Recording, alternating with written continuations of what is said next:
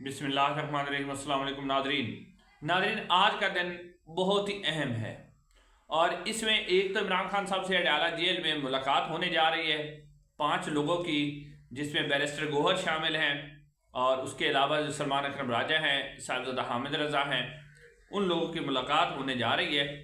और उस मुलाकात को किस शर्त पर करवाया जा रहा है ये आपके सामने रखते हैं। और सेनेट का जो इजलास हुआ उसके अंदर जो आईएसआई पहुंची, जैमर्स लगाए उन्होंने और जो है मोबाइल सर्विस बंद कर दी गई, इसकी क्या वजह थी वो भी आपके सामने रखते हैं। और बिलावल भुट्टो जरदारी जो है उन्होंने एक धमकी लगाई है मौलाना फजलुर रहमान साहब को, वो भी आपके सामने रखते हैं।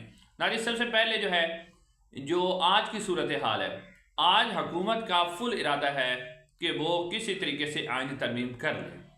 इसमें जो 2-3 पहलू जहन में रखे जा रहे हैं। सबसे पहले तो पीटीआई को ये कहा गया है कि मौलाना फजलुर रहमान से जो मुलाकात हुई थी कि आप इमरान खान साहब से मुलाकात करें और यानी ये जो लोग हैं इनसे कहा गया है कि इमरान खान साहब को आप राज़ी करें कि जी हम 2 या 3 जो है इमरान खान के अहम मुतालबे थे कि आइनी अदालत ना बनाई जाए, काजी साहब को एक्सटेंशन ना दी जाए, तो उनको बताया जाए कि दोनों नहीं हो रहे, लिहाजा हम आइनी तरमीम पर वोट देते हैं।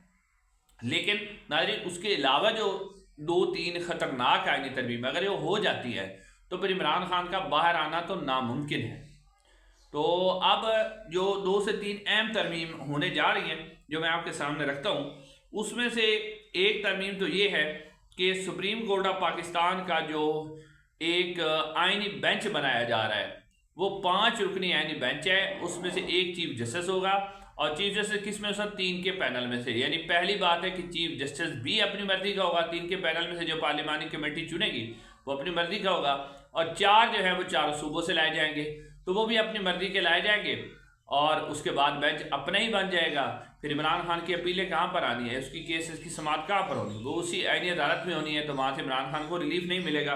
फिर सुप्रीम कोर्ट का 100 मोटर का इख्तियार भी खत्म किया जा रहा है, हाई कोर्ट के इख्तियारात को खत्म किया जा रहा है और हाई कोर्ट के जजेस की जो रोटेशन है उसको भी किया जा रहा है। यानी अगर पीटीआई ये कहती है कि ठीक है काजी की एक्सटेंशन नहीं हो रही, आईनी अदालत नहीं बन रही, लेकिन अगर हाई कोर्ट के जजेस की एक्सटेंशन हो रही है, रोटेशन की जा रही है, उनको एक जगह से दूसरी जगह तबादला किया जा रहा है, तो इमरान खान की ज़मानत कौन लेगा? क्योंकि फिर उन्होंने अपनी मर्जी के जज वहाँ पर लगा देने, इमरान खान की ज़मानत तो नहीं होगी।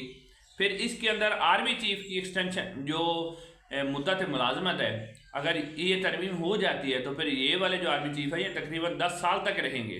और फिर 10 साल तक रहेंगे तो इन्होंने तो इमरान खान को बाहर आने नहीं देना, वैसे भी गैर कानूनी तौर पर डंडे के जोर पे ये कहा जा रहा है कि आइनी जो आर्मी चीफ साहब की एक्सटेंशन होगी ना, और मतलब जो उनकी मुद्दत मुलाजमत होगी उसमें जो तोसी का इख्तियार पहले वज़ीर आज़म को था कि उसमें तोसी भी दे सकते थे, उन्हें हटा भी सकते थे, तो अब आइनी तरमीम के अंदर ये लाया जा रहा है कि आर्मी चीफ को वज़ीर आज़म नहीं हटा सकता, उसको हटाने के लिए 2/3 अक्सरियत चाहिए होगी। जी हाँ नाज़रीन, ये है सबसे ख़तरनाक तरमीम कि आर्मी चीफ को मुद्दत मुलाजमत जो उनकी तोसी होगी उसको वज़ीर आज़म भी ख़त्म नहीं कर सकता, उसके लिए आइनी तरमीम और वो भी 2/3 अक्सरियत से करनी पड़ेगी।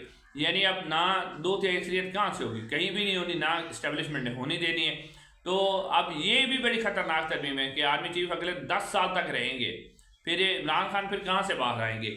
और उसके बाद जो है इलेक्शन कमीशन ऑफ पाकिस्तान के हवाले से भी खबर ये सामने आई कि इस तरमीम के अंदर लिखा हुआ है कि सादा अक्सरियत से, यानी जैसे सादा अक्सरियत हुकूमत के पास होती है, अब भी है उनके पास अपनी सादा अक्सरियत तो है ना, 2/3 का मसला बना हुआ है। सादा अक्सरियत से जो election commission chief election commission 4 मेंबरान की मुद्दत मुलाजमत में तोसी की जा सकती है, यानी 3 साल फिर या 3 साल या 4 साल के लिए उन्हें लगाया जा सकता है। तो ये सारी तरमीम है जो कि इलेक्शन कमीशन का किरदार भी आपने देख लिया कि किस तरह टाउट किस्म का इलेक्शन कमीशन है, जो इस्टेब्लिशमेंट से व्हाट्सएप मैसेज आता है उसी पर अमल करता है।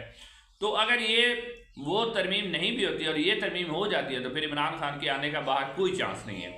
अब नाज़रीन बात यह है कि इस वक्त की सूरत हाल के अंदर जो रात इन्होंने काम किया कि जैमर्स लगाए, आईएसआई पहुंच गई, सारी जनाब सेनेट को कवर कर लिया गया, उसकी वजह ये बताई जा रही है कि जो सेनेटर थे, जिस हवाले से कहा जा रहा है कि पाकिस्तान तहरीक इंसाफ के 5 MNAs, 2 सेनेटर और 1 सेनेटर, 2 सेनेटर पाकिस्तान तहरीक इंसाफ के और 1 सेनेटर मौलाना फजलुर रहमान का और 2 सेनेटर जो BNP के जो बलूचिस्तान अवामी नेशनल पार्टी है। और आपको ये भी बताते चलें कि ये जो सीमा एहसान साहब है ना, जो रो रही थी असम्बली के अंदर कि जी मेरे खिलाफ बड़ी सख्त किस्म की कार्रवाई हुई। मेरे ख्याल में तो वो भी ड्रामा ही कर रही थी। उसकी वजह यह है कि वज़ीर-ए-आज़म शहबाज शरीफ साहब के डिनर के अंदर वो मौजूद थी, यानी डिनर में मौजूद थी और इधर सेनेट के अंदर वो रो रही थी। इसका मतलब है वो दो मेमोरी कर रही हैं, वो कंप्रोमाइज़ हो चुकी हैं, वो पैसे ले चुकी हैं, कोई ना कोई उनका सिस्टम है।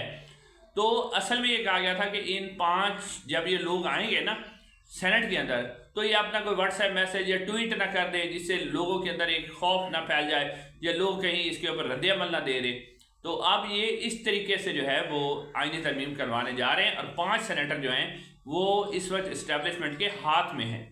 और इसके बाद नंबर गेम है 58 है जो इस्टेब्लिशमेंट के पास है। 5 मिला के 63 हो जाएगा और एक सेनेटर और चाहिए, वो भी किसी को आज अगवा कर लेंगे। इसलिए तो जो सेनेट का इजलास है उसे आगे मजीद पोस्टपोन किया गया है ताकि जो है वो लोगों को मजीद किसी तरीके से कवर अप करके एक वोट बढ़ाया जा सके। लेकिन अब असल मामला जो है, सबसे पहले मैं बिलावल भुट्टो साहब के आपके हवाले से रखता हूँ, उसके बाद मैं आपके आता हूँ कौमी असम्बली की तरफ। बिलावल भुट्टो साहब जरदारी कहते हैं कि आप को यानी मौलाना फजल रहमान साहब से उन्होंने मुलाकात करने में कहा कि आपको हमारा मुतालबा मानना पड़ेगा, कि अगर आप मुतालबा नहीं मानेंगे तो फिर हम ब्रूटल तरीके से आईनी तरमीम करेंगे।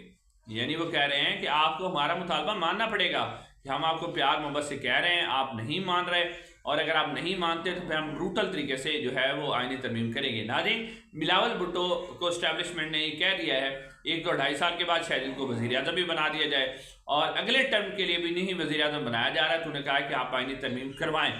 तो अब बिलावल भुट्टो ये कह रहे हैं कि अगर आप यानी मौलाना फजल रहमान साहब को उन्होंने मुखातिब करके कहा कि आप पहली बात है आप हमें वोट दें, अच्छी बात है, अगर आप नहीं देंगे तो हम ब्रूटल तरीके से। ब्रूटल तरीका क्या होता है? ब्रूटल तरीका यही है कि जी सेनेटरों को उठाया जाए, मेम्बरान कौमी असम्बली को उठाया जाए और उन्हें ज़ोर ज़बरदस्ती डंडे के ज़ोर पर जिस तरह जो है वो आईनी तरमीम करवा ली जाए।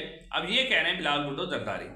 तो अब सूरत हाल यहाँ से वाज़े है कि अब पाकिस्तान तहरीक इंसाफ का क्या रद्द-ए-अमल आता है या मौलाना फजल रहमान साहब इसके ऊपर कैसे खड़े होते हैं, कि जो अगली सिचुएशन है वो कैसे बनती है।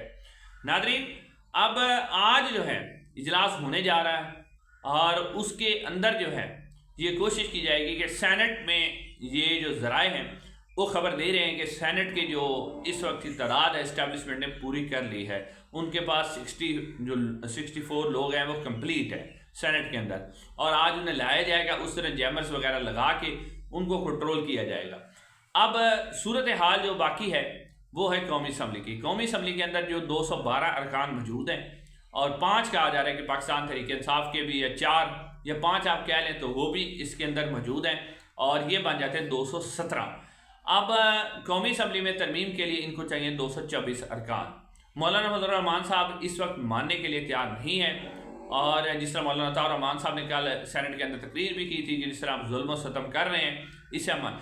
अब सूरत हाल ये नई डेवलप हुई है कि इलेक्शन कमीशन ऑफ पाकिस्तान जो है उसको ये कहा गया है कि ठीक है, सुप्रीम कोर्ट ने वजाहती नोट जारी कर दिया है और इसकी कोई परवाह नहीं है, क्योंकि इलेक्शन कमीशन कह रहा है कि जी मतलब उनका जो मौक़िफ़ है उनके टाउट साफ ही दे रहे हैं कि इलेक्शन कमीशन ने तो जी एक नई पटिशन डाली थी, इसके ऊपर एक बाकायदा बेंच बनना था और बेंच बनने के बाद इसके ऊपर समाअत होनी थी। तो ये जो वजाहत है ये तो हमारी दरख्वास्त से रिलेटेड नहीं है, इसकी कोई कानूनी हैसियत ही नहीं है। तो इलेक्शन कमीशन ऑफ पाकिस्तान को कहा जा रहा है कि आज ही आप जो है मखसूस नशिस्तों का डिसीजन कर दें, और मखसूस नशिस्तों वाले जितने भी अरकान असम्बली हैं उनको इस वक्त बुलाया गया है इस्लामाबाद के अंदर, और आज ही जो इलेक्शन कमीशन ऑफ पाकिस्तान उनका जो है वो अगर मौलाना फजल रहमान साहब राजी नहीं होते तो इलेक्शन कमीशन ऑफ पाकिस्तान जो है उनका किसी तरीके से जो है वो नोटिफिकेशन कर देगा, और मखसूस नशिस्तें जो वापस PTI अपना नून लीग और पीपल्स पार्टी को मिल जाएंगी, MKO को मिल जाएंगी, तो उनकी जो तादाद है वो पूरी हो जाएगी कौमी असम्बली के अंदर और वो आईनी तरमीम करवा लेंगे। और फिर बिलावल भुट्टो जरदारी ने यह भी कहा कि अगर आप नहीं मानते तो हम जो पहले वाला मसौदा था, यानी जो मुस्लिम नून का तो नहीं था, एस्टेब्लिशमेंट का मसौदा था, हम वो वाला फिर पास करवाएंगे और फिर आप याद रखेंगे आपके साथ क्या होता है। अब आज का जो दिन है वो बड़ा अहम है, लेकिन ये जो दावे किए जा रहे हैं ये सारे आप कह सकते हैं कि इतने इनके अंदर सच्चाई नहीं है हुकूमत की तरफ से, ये प्रेशर टैक्टिक्स है। अगर इनके दावे पूरे होते ना, अगर मेंबरान इनके पूरे होते, ये सेनेट में रात इसकी तरमीम करवा लेते। तो जब आज के लिए इजलास पोस्टपोन किया गया ना, तो उसका मतलब है कि कुछ ना कुछ दाल में काला है और इनके मेंबर पूरे नहीं है। अब देखते हैं कि आज क्या सूरत हाल बनती है। जो भी अपडेट होगी आपकी खिदमत में हाजिर होंगे। अस्सलाम वालेकुम।